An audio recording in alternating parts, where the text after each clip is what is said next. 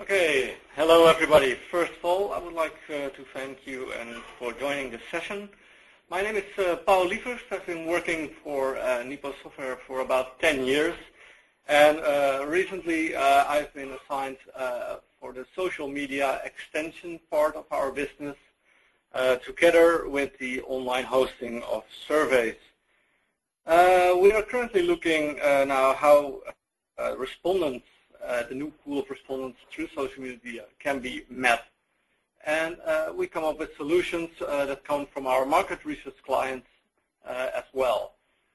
We are not a market research business ourselves. We are a software company that provides solutions for the market research industry. We are in the advantage that we are part of one of those market research companies called TNS. So we are closely to the market research industry and will find the solutions for them. During this seminar, we're going to have closer looks at the Facebook community. I will try to do that with two sessions. One will be about the Facebook Community of the Year Award that has been held in Holland, and where TNS tries to establish a new index called the Facebook Community Index. The second project is one of the University of Denmark. It's more a sociological project, and it's also about political stuff that has been going on in Holland for quite some time right now. So, looking at the social media that's here today, there are three major players as we have established: Facebook, Twitter, and LinkedIn. Probably everybody knows them already. Where LinkedIn is more a business kind of application, and Facebook more a consumer kind of application. Twitter is in between. During our sessions, and also what we've seen from the market research industry itself, they want us to focus more on Facebook, because basically that is the fastest growing industry right now. As you see here, 845 million people are actively using Facebook. That is, of course, already a number that's old. Facebook itself, as I learned, is hoping to reach 1 billion users in 2013. Because of this, a lot of brands and organizations are also trying to get a piece of the action, and they want to have their sessions as well on Facebook. They create pages, they create organization brands, and try to get more and more people joining them. But how do they do that? Well, a couple of years ago it was just pretty new. Facebook and organizations just put up a page and people went on there and became a fan of that page. Nowadays they try more and more to like them more and more and in different ways. Most of the things that I've seen are that they're going to give some bonuses, some gifts, some products for free so that they can join, so they will get more likes for their fan page. The problem, of course, that way is the drawback is that you don't have real actual fans anymore, but just people hoping to win something, hoping to get something for free. And at some point, the brand or organization doesn't really know who those people are anymore. Those likes will go up in the thousands, if not in the millions. And then, of course, the question from the industry came like, yeah, I got now a lot of fans, but I have no clue who they are. There the market research companies came in and said, okay, we can help you with that, and we provided the tools to do that. Like I told you, TNS Nipo jumped into it. It's a Dutch company, and they said, okay, we got clients, we got a lot of clients, we got Facebook, we want to do something with it. Clients come up to them saying, okay, we need a solution for this. How can you help us? Instead of doing this individually, they said, okay, let's do it in a different way. We're going to do an award. Internet penetration is really high in Holland. Also, Facebook penetration is really high in Holland. Most of the clients did have a Facebook page, and TNS Nipo started out with saying, okay, we just throw this in the universe and see who will react. Initially, they were hoping for 30 of their clients to commit to this community thing. It ended up with 160 clients, and as you can see, the numbers they are really high. They have now a big pool of people that would want to participate, and they made an award out of it. Because of all the PR and marketing, it went over throughout the whole Holland, and all those pages were very visibly searched on the internet. But there was a deeper meaning behind this, because they wanted to introduce a new metric, and here it becomes interesting. They want to make it more a human metric. There are a lot of metrics to measure the Facebook awareness stuff. But they said, okay, let's do it in a different way. We have 5 groups here, which are recommended. What about the content? Does your organization or your brand where you're a fan of, does it interact with you? If you have a problem, do they help you? And what do you like about them? All of these were bundled in only 5 questions to ask them, and it was called the Facebook Community Index. This was picked up by a lot of media. They started publishing about it, and basically what it is about, it's about the fans of a page saying, okay, we will judge you on how good or not good you are. Technically, what they did, that's why we came in, they didn't want to have an open survey. They said, okay, it's fine if we post something on our wall and it will end up in the timelines and news shares of our respondents, but we do not want people from outside clicking on them. Facebook is intelligent enough, luckily, and they share a lot of personal information from these people as well. Here you see the ABN AMRO, which was one of the customers, putting the link of the application on the wall, saying, okay, we got a survey here, please participate. This message went out through all the people that liked the page. So they reached about a million people with this, and when they click on the link, here it comes up at a respondents page, and it comes up in their wall. At the moment he clicks on it, the request for permissions comes in. Of course, Facebook is willing to share information with you, but they are also very secure in what information is going to be shared and how it's going to be used. The respondents really need to give their access, of course.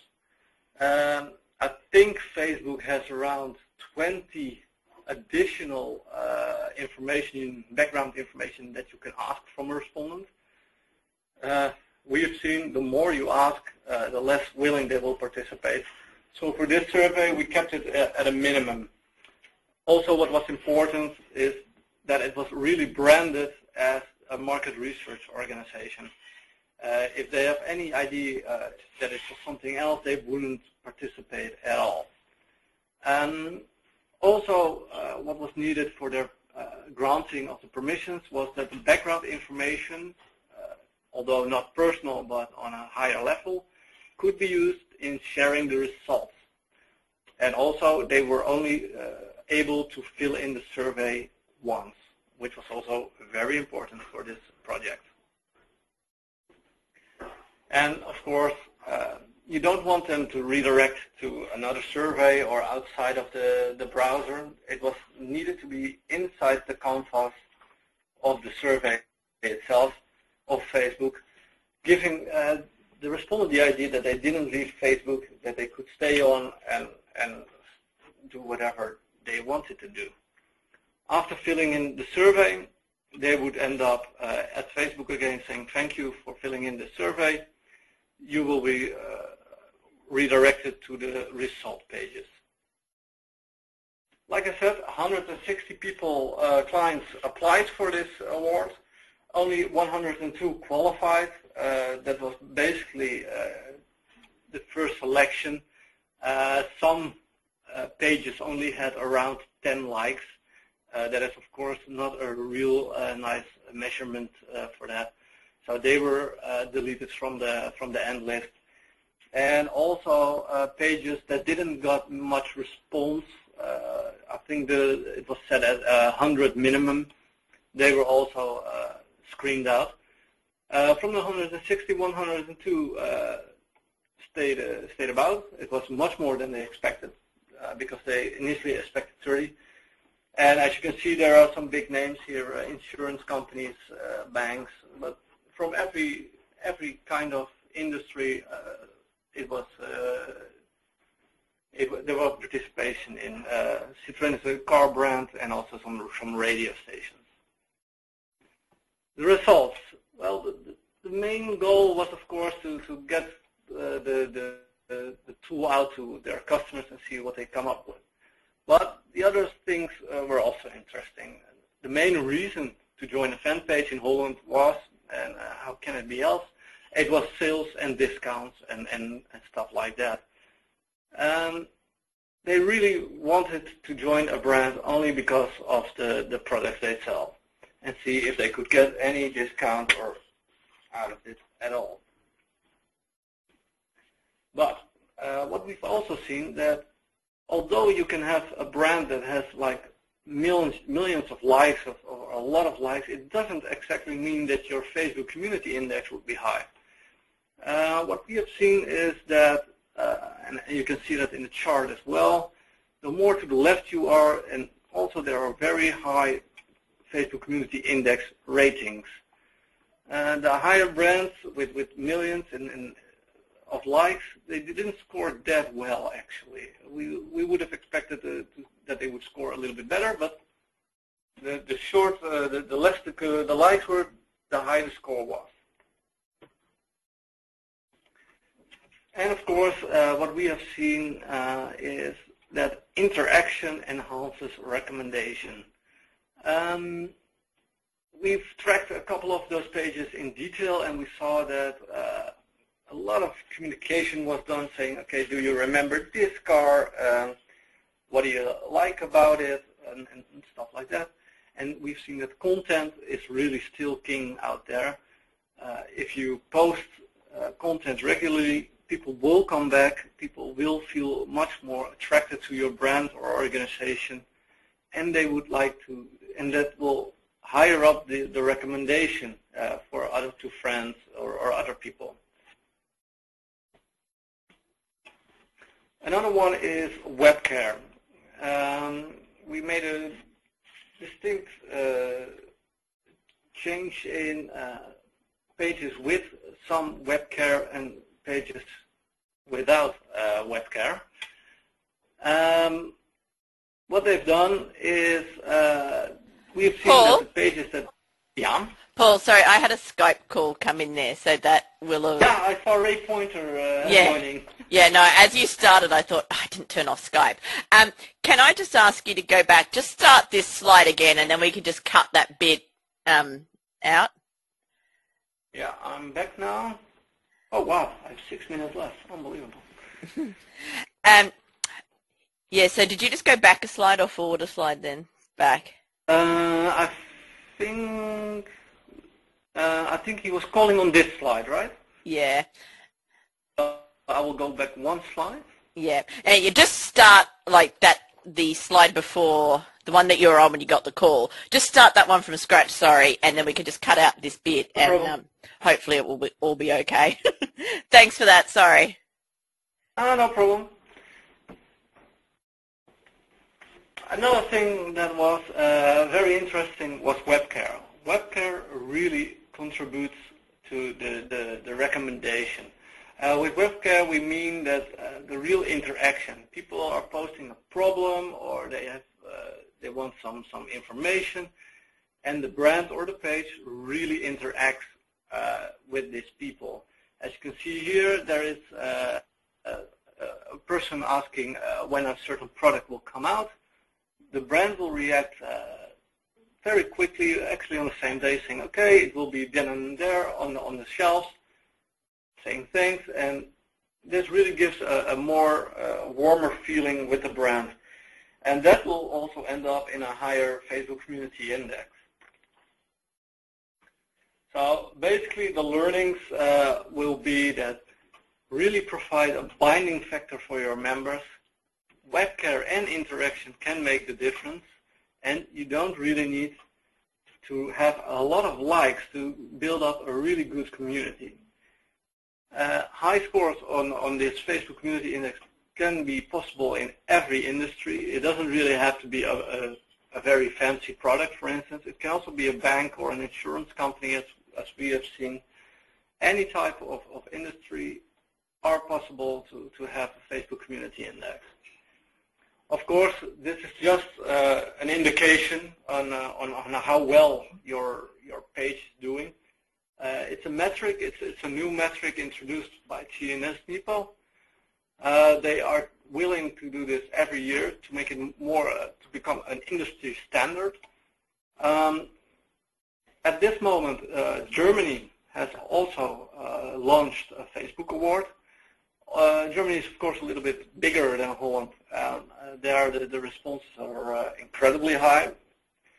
And hopefully the results there will also be in line of what we have seen in Holland and try to make it more an industry standard. Hopefully next year we will see more of that and it will become a standard. Another one I talked about was another way of introducing Facebook. Is the study by the University of Southern Denmark. It's a completely different way of doing research. It's more a sociological experiment where they ask the political opinions of your friends.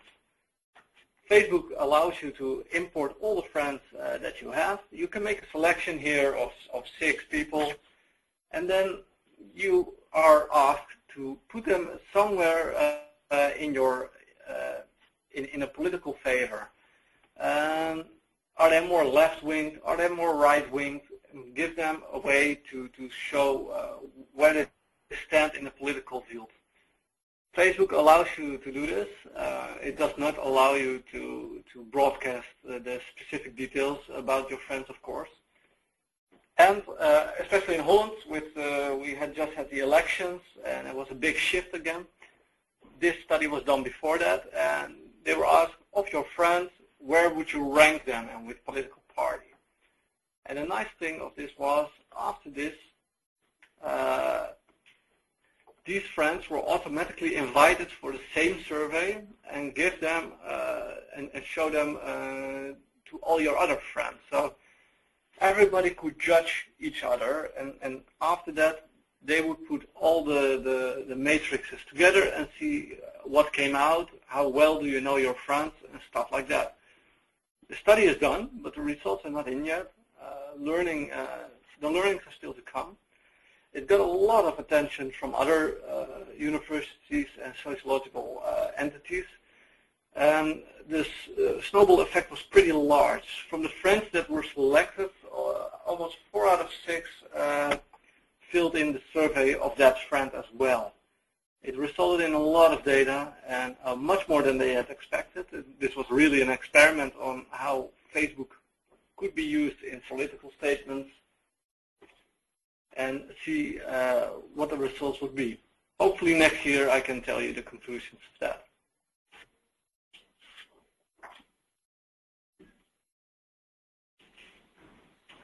And this is